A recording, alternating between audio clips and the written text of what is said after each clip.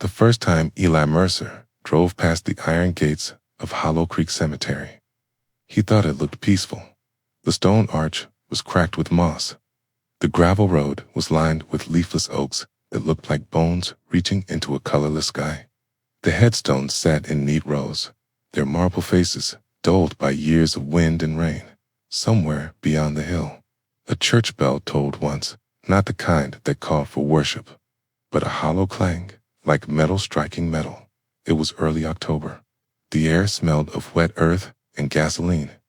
Eli parked his old Chevy by the caretaker's shack, a squat brick building that leaned slightly to one side. The sign on the door read, Hollow Creek Maintenance. Staff only. He stepped out, tugging his jacket close. His breath came out white. The wind carried a faint hum, like someone whispering through their teeth. He told himself it was just the trees. Inside the shack, the air was thick with oil and mildew. Rusted tools lined the wall. A cold coffee pot sat on a counter beside a notebook labeled shift log. The last entry was dated June 2nd, 2021, but it was October 20-20-4. He flipped through the pages. The handwriting was messy, rushed, but one entry caught his eye. It read, June 2nd, 3:11 a.m. Heard it again. Same spot, East Field. Don't dig there. Eli closed the logbook. Outside, the sun was dipping behind the trees, turning the sky into bruised shades of orange and violet. He checked his phone. No signal. He exhaled and forced a laugh. First night on the job, he muttered. Don't freak yourself out. Keep taking the job because he needed one. Anyone. After losing his construction gig and falling behind on rent, he answered a small town posting barely anyone else saw. Groundskeeper, Hollow Creek Cemetery. Night shift. $22 an hour. Lodging provided. The lodging was a narrow room in the caretaker's shack with a cot, a desk, and a small window that faced the graveyard. By 7 p.m., he had raked leaves, checked the old water pump, and cleared branches from a path. The silence of the place grew heavier with the night. By 9, the last orange light disappeared behind the trees, and the cemetery turned into a sea of gray. He sat on the porch steps, sipping lukewarm coffee, when a sound caught his ear, a soft thump, like soil settling. He froze. Then it came again. Thump. He shined his flashlight across the gravestones. The beam swept over marble, grass, and shadow. Nothing moved. Only the wind shifted through the trees. Ground settling, he told himself. Still, the sound had a rhythm. To steady, to human. He stood, grabbed the rake like a weapon, and followed the sound toward the east field. The east field was older. Headstones from the 1800s, cracked and leaning. Some names were half-erased by time. The grass there grew longer, swallowing small stones and iron fences. The sound stopped as he reached the far end. Eli's flashlight flickered. He smacked it once. The beam steadied and landed on something that made him go still. A fresh pile of dirt. A grave had been dug up, but not all the way. The soil was turned as if something or someone had pushed from below. There was no shovel, no wheelbarrow, no sign of recent work. Eli crouched down, heart pounding. The dirt was loose and cold. He brushed a corner aside and saw a faint imprint of fingers, human fingers, pressed from underneath. He stumbled back, the flashlight shaking in his hand. Then came another sound, a whisper, faint and breathy. Help, please. Eli turned. No one stood behind him. The whisper came again, low, desperate, and muffled from beneath the soil. Please. It's so dark. His flashlight flicked off silence. Then something pressed upward from the dirt. A hand, gray and thin, fingernails packed with soil. Eli ran. He didn't stop until he was back inside the shack, slamming the door and locking it twice. He backed against the wall, chest heaving. He laughed again, a dry, hollow sound. Okay, maybe. Maybe some kids buried a dummy. A prank. But he couldn't forget the whisper. The warmth in the voice. The way it said, "Please." He sat at the desk, opened the old shift log, started to write a new entry. October 6th, 10:43 p.m., Eastfield. Fresh dirt. Heard something under it. Sounded like a woman. He put down the pen and stared at the words. They looked ridiculous, like something out of an internet story. He closed the notebook, turned off the lamp, and went to bed at 3:11 a.m. The sound came again, not outside, under the shack. Thump, thump, thump. Eli sat up, heart in his throat. The floorboards trembled lightly, as though something was moving in the crawl space beneath him. He reached for his flashlight, turned it on, and aimed it at the floor. The sound stopped. Then, slowly, from the far corner, came the faintest whisper. "You shouldn't dig there." The voice was right below him. Eli backed up against the wall, staring at the floor, waiting for it to move again, but nothing did. Only the wind returned, moaning through the cracks of the shack like the breath of something long buried, but not gone. He didn't sleep the rest of the night. Morning light entered the shack. Eli woke up and rubbed his eyes. For a second, he thought the night before was only a dream. Then he looked at his hands. There was dry dirt under his nails. It was real. The coffee was cold. The air smelled of damp wood. He checked the floor. No sound. No movement. He stepped outside. Fog drifted over the graves. The grass shone with dew. Everything looked calm. Eli walked to the east field. The ground that had been disturbed was now flat. Perfect. No hole. No footprints, he whispered. That's impossible. When he turned back, someone was standing near the gate. A woman. She wore an old nurse's uniform. Gray dress. White collar. Her face looked kind but empty. "Morning," Eli said. "Grounds are closed today." The woman smiled. She tilted her head. Then she walked into the fog and disappeared. Eli stared. No footprints. Nothing. He went to the gate. The padlock was still there. No one had come in. By noon, Eli drove into town. He stopped at a small diner. He ordered pancakes he didn't touch. He just needed to hear people talk. He asked the waitress, "Do you know anything about Hollow Creek Cemetery?" She frowned. "You work there?" He nodded. She lowered her voice. "It used to be the first burial ground. Back when the town had a hospital on the hill. They closed it in the 50s. Tuberculosis outbreak." Eli blinked. "Tuberculosis?" She nodded again. They didn't have a cure back then. People died fast. When the ground froze, they stored the bodies in the church cellar. He asked, "Why did they close it for good?" She hesitated. Some people said the sick weren't really dead. They heard scratching after the funerals. They sealed the place and moved the cemetery west.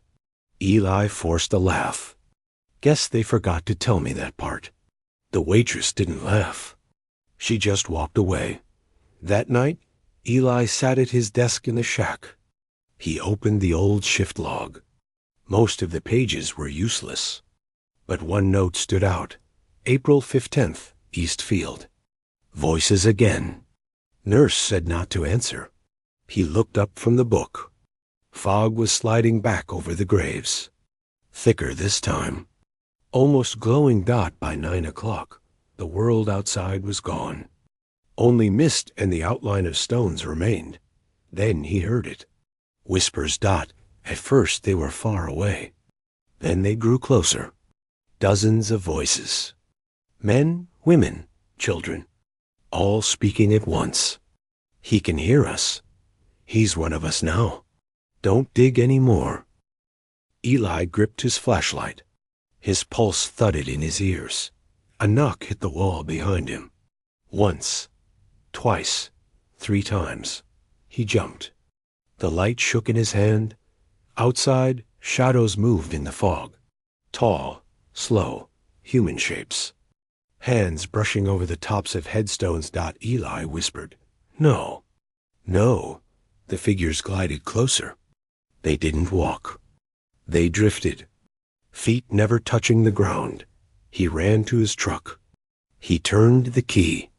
The engine coughed and died. Through the windshield, he saw her again. The nurse, standing in the headlights, still and calm. Her lips never moved, yet he heard her voice inside his head. "Leave it alone, Eli, or they'll bury you too." Then she was gone. Only fog remained. Eli sat shaking for a long time. Finally, he stumbled back inside the shack. He locked the door and slid down against it. His breath came fast. He whispered, "Just my imagination. Too little sleep. Too much coffee." The light bulb above him flickered. The air grew cold. And came a new sound. The sound of shovels. Metal scraping dirt. Dozens of them. Digging in rhythm. He pressed his ear to the wall. The noise came from every side. Under the floor. Under the ground. All around him. He grabbed the shift log and wrote with shaking hands. October 7th. Voices are digging tonight. Then a whisper came from below the floorboards.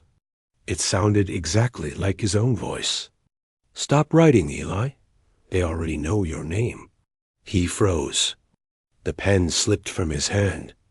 The candle flickered out, and the only sound left in the shack was the steady, slow rhythm of shovels in the dark. Eli woke up standing in the cemetery. He didn't remember falling asleep. The flashlight was in his hand.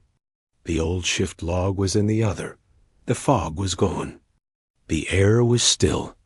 Above him, the sky glowed a dull golden color, like the world had stopped moving. Every headstone shimmered faintly. It looked as if light was breathing under the ground. A voice spoke behind him. "You came back." Eli turned. The nurse stood a few steps away.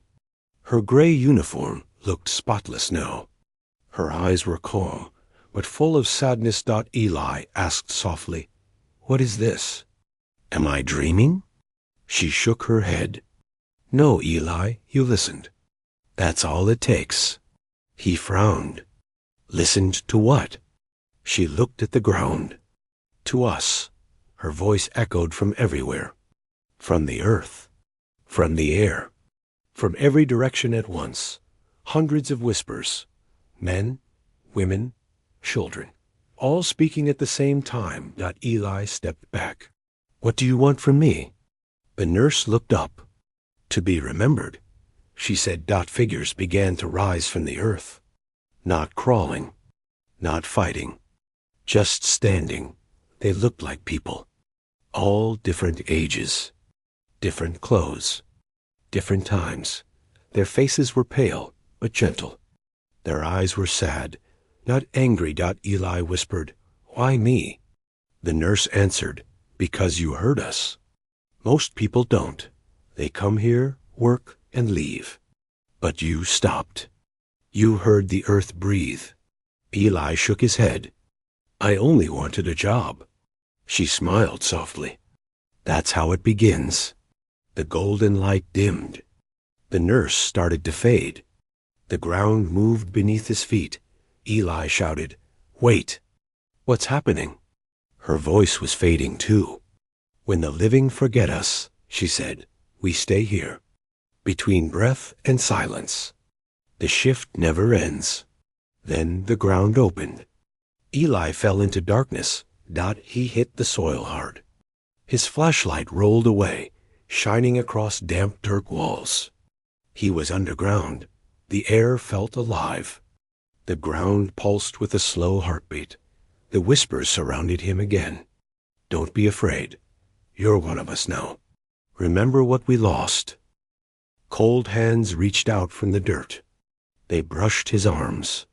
They touched his face, not to hurt him, but to be felt, to be real again. Then a warm light appeared above him, soft, gentle. He looked up. All the faces glowed now. Every soul buried here. Eyes closed. Peaceful. Eli felt the fear leave his body. Only sorrow remained. He understood. The graveyard wasn't haunted by evil. It was haunted by memory. By stories never finished. By people buried before their time. He pressed his hand to the glowing soil. "I remember you," he whispered. The light brightened. A single whisper answered. Then rest. Eli opened his eyes again. It was morning. He was lying in the grass near the east field. The sky was clear. The fog was gone. Smoke rose from the caretaker's shack. It had burned in the night. Only ashes remained. He stood up slowly. Everything looked normal again. The graves were quiet. The earth was still. He walked to his truck. The keys were still in the ignition. He turned them. The engine started on the first try. He drove down the road, away from Hollow Creek. Sunlight broke through the trees. For a moment, he smiled.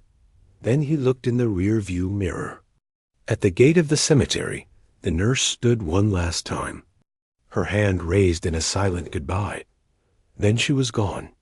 A week later, Eli read about it in the newspaper. Grass fire at Hollow Creek Cemetery.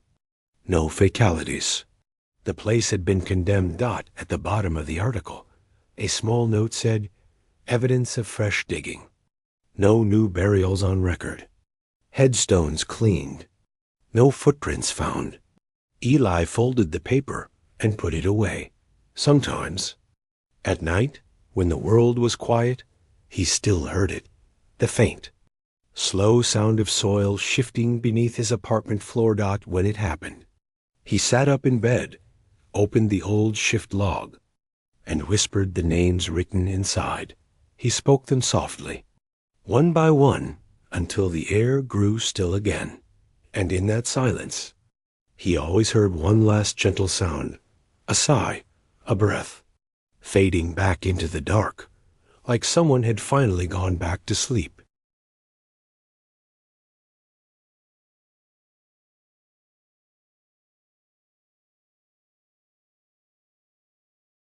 The rain came down like it had been waiting for this moment. Cold, heavy, relentless. Daniel Croft stood at the gate of Lantern Hill Cemetery, holding a duffel bag in one hand and a letter in the other. The iron sign above the gate swayed in the wind, its words almost unreadable. Lantern Hill Cemetery, established 1831. The gravel road beyond it twisted uphill through the fog. Crooked trees leaned inward, their branches tangled like fingers whispering secrets. Daniel hesitated. He wasn't afraid of ghosts. He was afraid of himself, and of the silence that always followed him. The ad had said caretaker needed. Lodging provided. No phone number. Just an address. And yet, the letter he'd received in reply had been handwritten. The ink shaky, the tone strangely formal. "Mr. Croft, the position is yours. Arrive before nightfall. Keep the lantern lit." He pushed open the gate. It moaned like a wounded thing. Gravel crunched under his boots as he climbed the hill. The graves on either side were old, some so eroded you couldn't read the names. A few had lanterns beside them, rusted and black, unlit for decades. The air smelled of wet earth and iron. Halfway up, Daniel saw a figure waiting. A woman. She stood near the caretaker's lodge, a small wooden house at the top of the hill, its single window glowing faintly. She wore a gray coat and carried an old lantern that burned with a steady orange light. "Mr. Croft?" she asked, voice calm but distant. He nodded. "You the one who hired me?"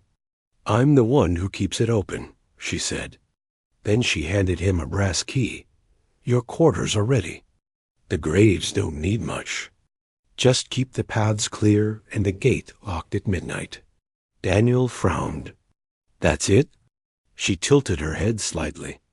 "And keep the lantern lit." Her face was pale. Her eyes, the color of rainwater, reflected the lantern's glow. He blinked, and when he opened his eyes again, she was gone. Inside the caretaker's lodge, everything smelled of dust and damp wood. There was a bed, a desk, and a single brass lantern sitting in the middle of the table. It was the same design as the one she'd carried. Beside it lay a journal, its pages warped by moisture. Daniel opened it. The first entry was written in elegant cursive. To whoever follows me, the dead here do not sleep. Their dreams are loud. Keep the light alive, and they will stay beneath the soil. Let it die, and they will remember their names. Asterisk, he turned the page. A single sentence filled it. Don't light the lantern after midnight. He chuckled nervously. Local superstition. He'd worked graveyards before. People always said something like that. He unpacked his things. A flask. A photograph of his wife and daughter, both gone now. The picture had water damage around the edges, but their smiles were still clear. He poured himself a drink and sat by the window. Outside, the fog thickened. Lightning flickered over the headstones. He glanced at the brass lantern. It glowed faintly, even though he hadn't touched it. He leaned forward. There was something engraved on the base. One word, Keeper. He frowned. The metal was warm under his fingertips. Then the flame inside fluttered and died. Just like that dot, he looked around. No wind, no open door. The air was still. A whisper brushed his ear. Low, rough, so close it felt like breath. Light it. Daniel jumped to his feet. The room was empty. Only the sound of rain outside.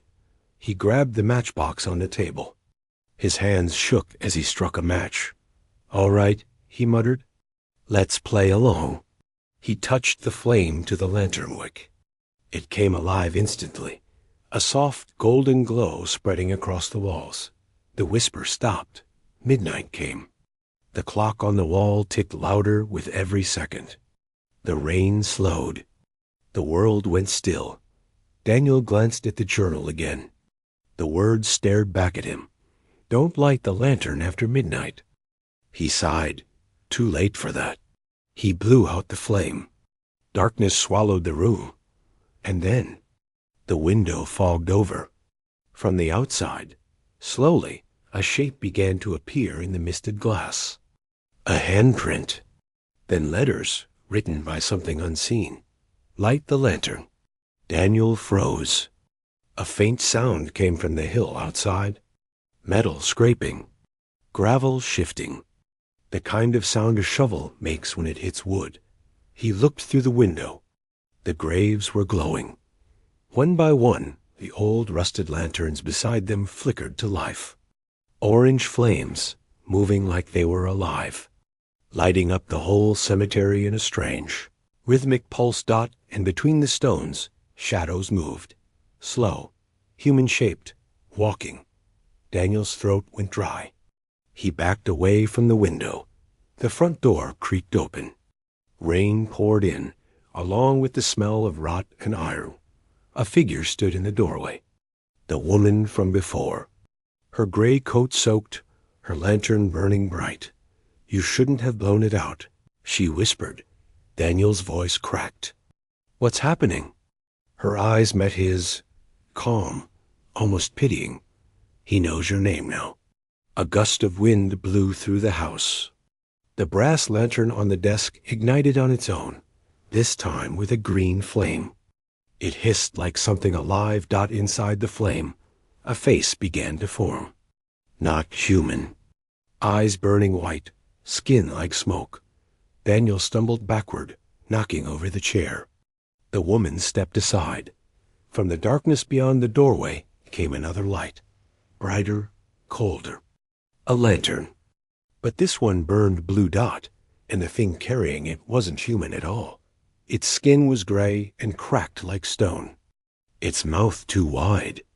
Its voice a rumble that shook the walls. Keeper. Daniel could barely speak. Who are you? The thing smiled. teeth shining in the blue light. The first. Then the flame in Daniel's lantern flared. A sound like 1,000 whispers filled the air. Every grave on the hill split open. Fog poured out like smoke from a furnace. The woman reached for Daniel. Run! But the ground beneath him cracked, a fissure of green fire spreading in all directions. He screamed as the world tilted. Then, silence. When Daniel opened his eyes, it was dawn. The cemetery was still. The graves looked untouched. The fog was gone. He stood shakily and looked around. The brass lantern lay on the ground beside him, cold and black. He walked toward the gate. The morning sun barely touched the stones. Something caught his eye near the caretaker's lodge. A new headstone, freshly carved. Still damp. He moved closer and froze. Daniel Croft, 1991 to 2025. Keeper of Lantern Hill.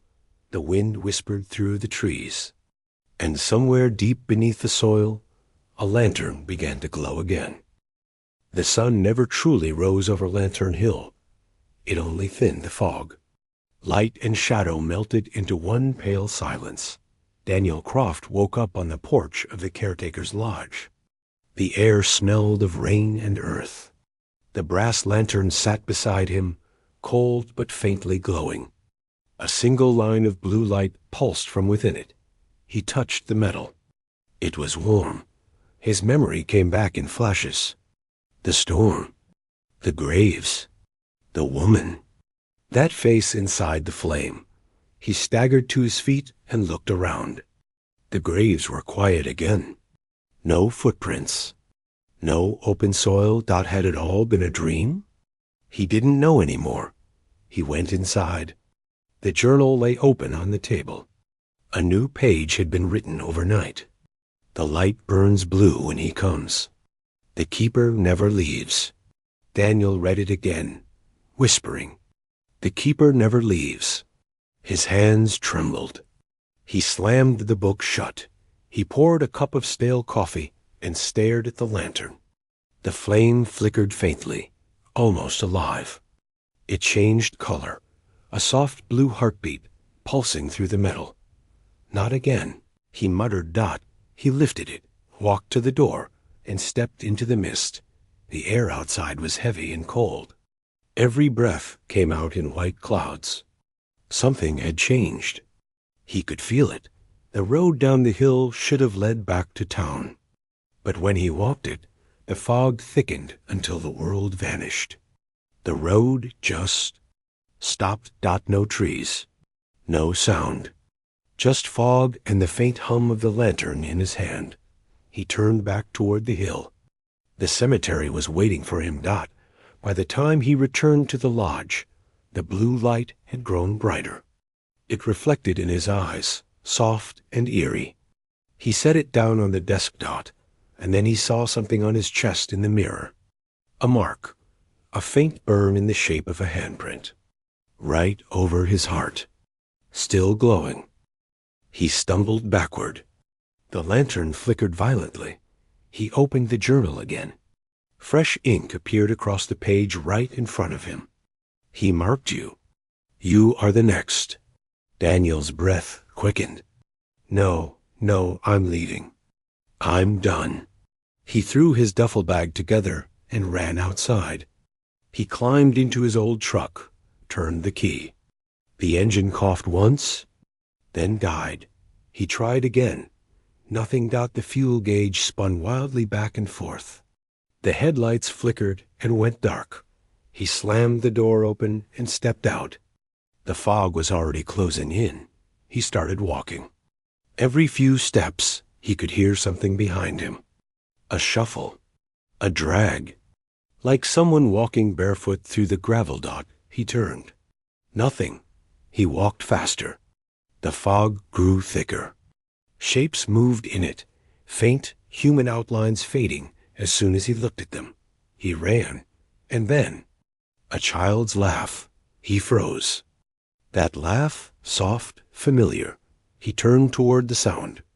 Through the fog, he saw a small gravestone. white marble. Clean and new. He walked closer. The name on it made his heart stop. Lily Croft, his daughter. 1989 to 2024.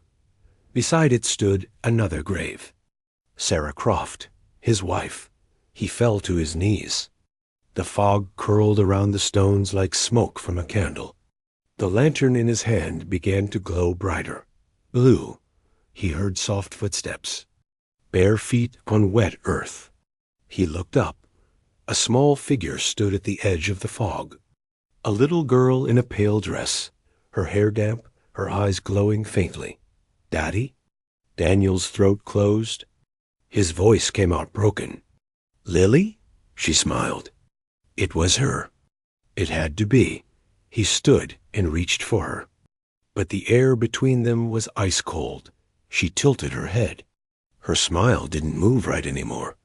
Too slow. Too wide.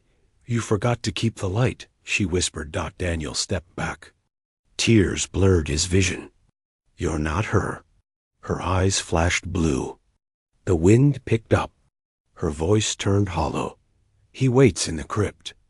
The lantern calls him. Then she was gone. Swallowed by the fog. Daniel ran. He didn't know where.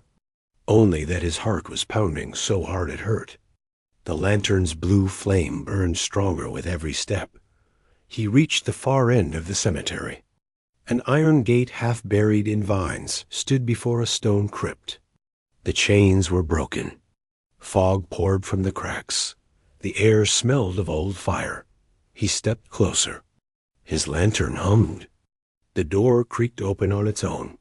Inside, the walls were covered in names, hundreds, carved into the stone. Each name glowed faintly blue. The deeper he went, the colder it got. The air felt thick. Heavy. At the center of the crypt stood another lantern, taller, older, burning with an intense blue flame. A figure stood beside it, tall, wrapped in a black coat. Hood over its face. It held a long iron spade in one hand, and it was whispering to the lantern like a prayer. Daniel raised his own lantern. The blue lights pulsed together, his and the figure's, like matching heartbeats. The thing turned. Its voice rolled through the crypt, deep and hollow. You shouldn't have come back. Daniel took a step forward. Who are you? I am the keeper. You lit my flame. The hood tilted up. Underneath was a pale, cracked face, half-burned, eyes glowing white through dark sockets. We trade places, you and I, the living for the light. Daniel backed away, shaking his head. No, I didn't ask for this.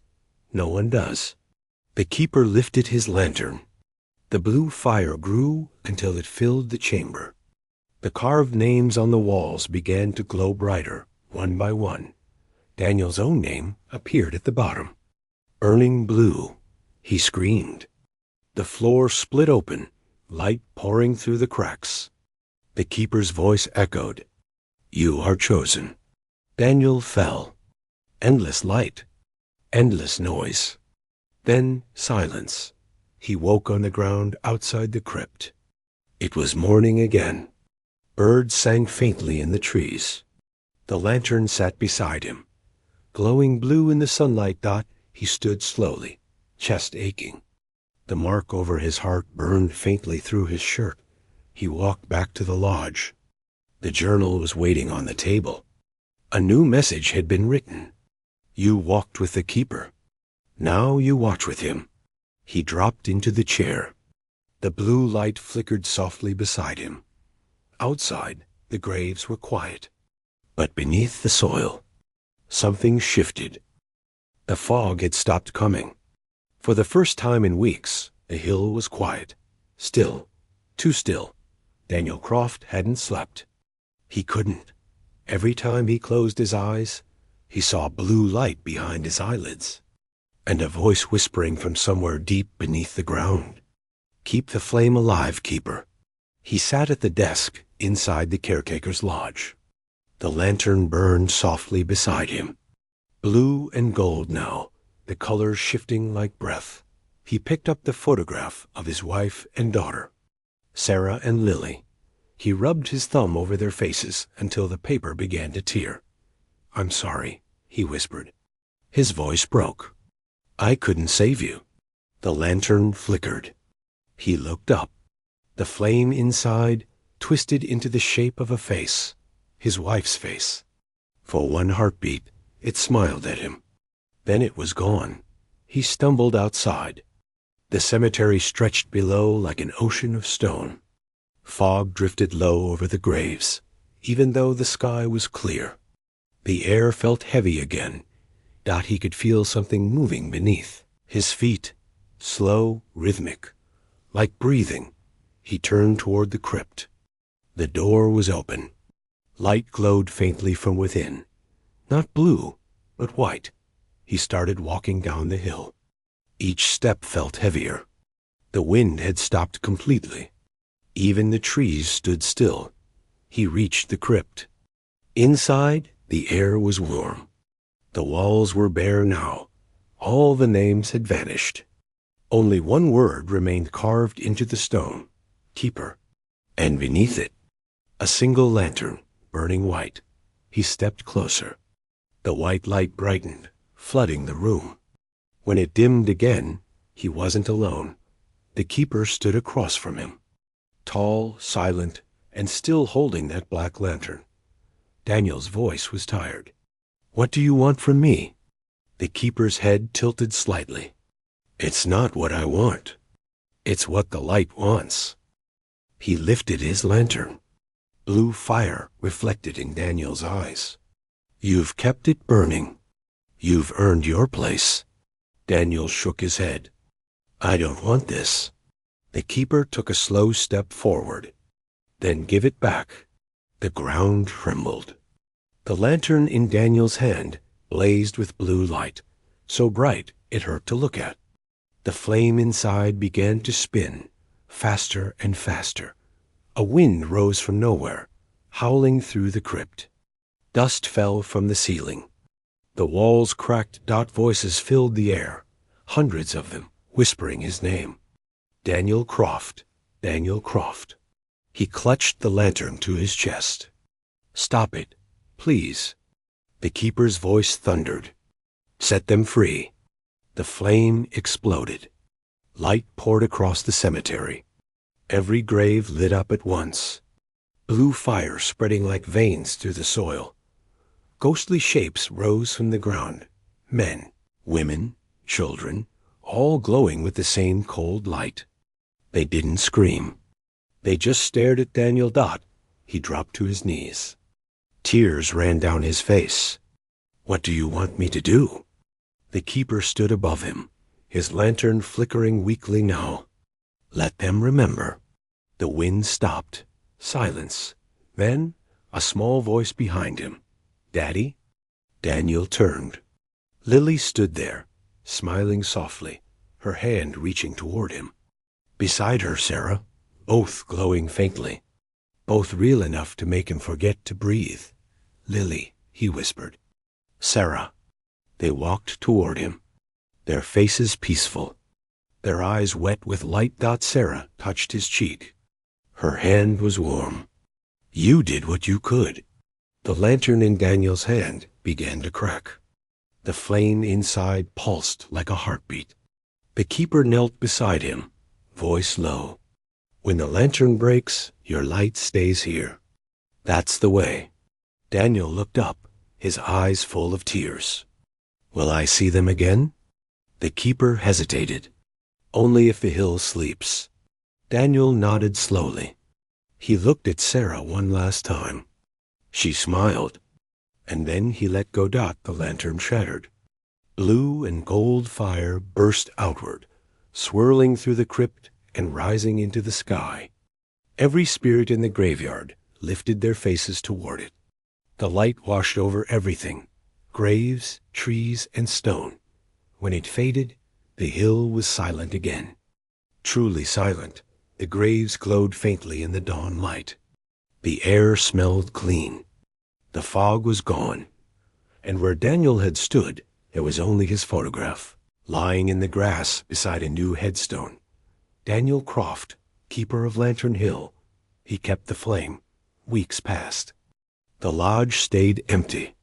The gate at the bottom of the hill creaked in the wind. Then, one rainy evening, a stranger stopped at the gate. He read the old sign nailed to the fence. Caretaker needed. Lodging provided. He looked up toward the hill. A faint glow flickered among the trees. A lantern's light. He smiled to himself and stepped through the gate. The fog followed him in.